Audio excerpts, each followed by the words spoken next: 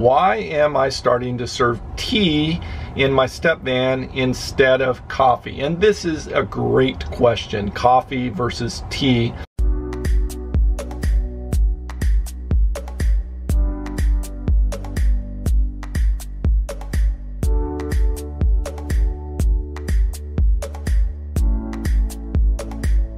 Good morning from El Cajon in California. Recently I was looking at some video footage from Giuseppe's tea bus, and I'll link that down in the description. It was done on another channel. I met Giuseppe back in February of this year, and he's known as the Tea Man, and he drives around in Edna Lou, the tea bus. And I noticed he had a really big sink in his countertop. And the tea bus and Giuseppe are sort of the inspiration for one of the primary functions of the step van that I have here, in that I want to create a travel book exchange for exchanging travel books, books about other countries, language books and maps, anything related to international travel as well as domestic travel here in the United States. And while people are looking at the books, I want to be able to serve tea. And this idea is basically inspired and has its roots in Giuseppe's tea bus. And so if you're interested in finding out what motivated me, you can see that video below, interview with Giuseppe and his tea bus. Anyway, my point is that I was looking at the sink in his tea bus and realized it's a pretty big sink, much bigger than the sink that I was given by Paul, one of my subscribers, and that I installed probably a couple of months ago.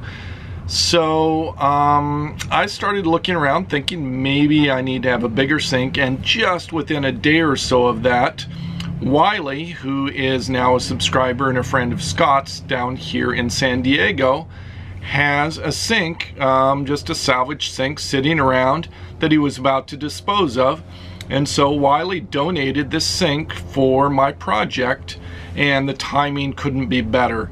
So today I'm going to work on installing that sink in a new piece of plywood that I bought. One of the questions that I get in my comments a lot is that I'm going to Starbucks all the time, and I'm more of a coffee kind of a guy than a tea guy. Why am I starting to serve tea in my step van instead of coffee? And this is a great question, coffee versus tea. And I guess it's a little bit of a complex answer. The short answer is yes, I've been a coffee drinker, and that's primarily because it's easy to do in Starbucks while I'm working in the morning. And the answer to this question is, a few years ago I lived in Taiwan and traveled through Asia, and at that time I became very interested in tea. I was dating a young lady from Hong Kong, Coco, who was studying under several tea masters, and she was infatuated with tea, and that got me interested in tea.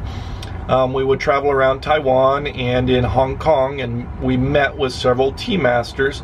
Mostly they were speaking in Mandarin Chinese, and that she would translate the instructions being given to her and the information given to her, and I would learn all about very elaborate kinds of tea and Asian tea ceremonies and preparing the tea and serving the tea.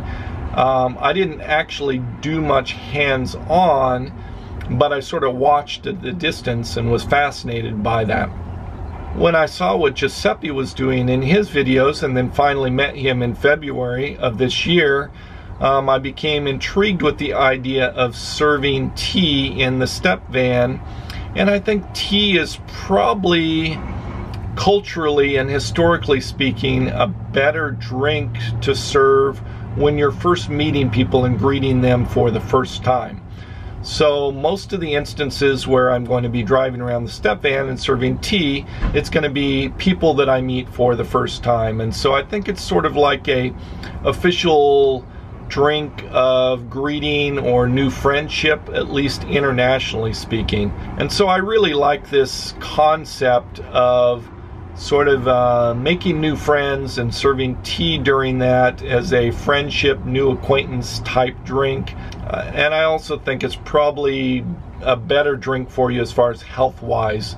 So I'm trying over this next few years to dial down my coffee a bit and pick up the tea. Maybe I'll have coffee in the morning and have tea in the afternoon, and in the step van I'll be serving tea in the afternoons or evenings. And so that's sort of the way I'm looking at it right now and thinking about going about it, and sort of the method to the madness, if you will.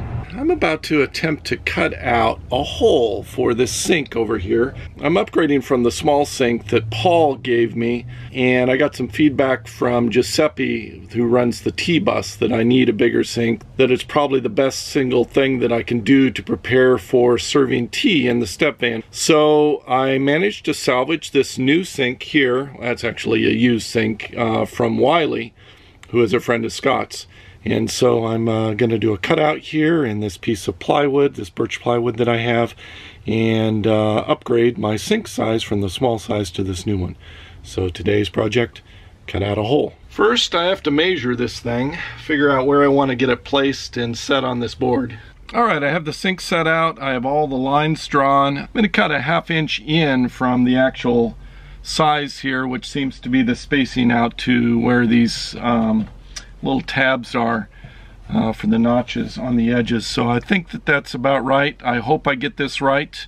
If not, then I'll have to get another piece of wood, but we'll see how it goes.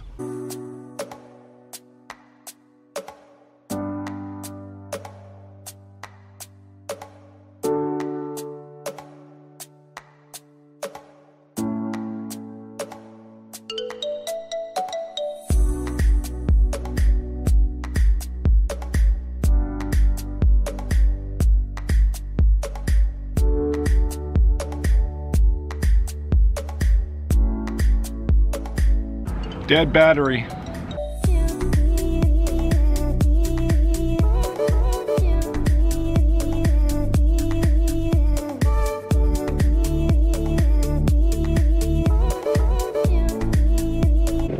Well, I guess that's it. I have a hole cut. Now I just need to make sure that it fits.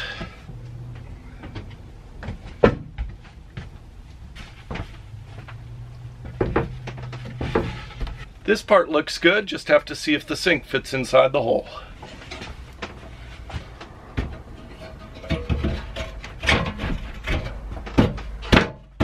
Pretty much a perfect fit. Ta-da! And now it's in. A new countertop, new sink, all in place. Just have to figure out how I'm going to attach the countertop so that it doesn't float around. I'm not sure if I want to drill screws through from the top or whether I'll go through the bottom. I'm going to hold off on that and just clamp it down for now until I figure out a good solution there.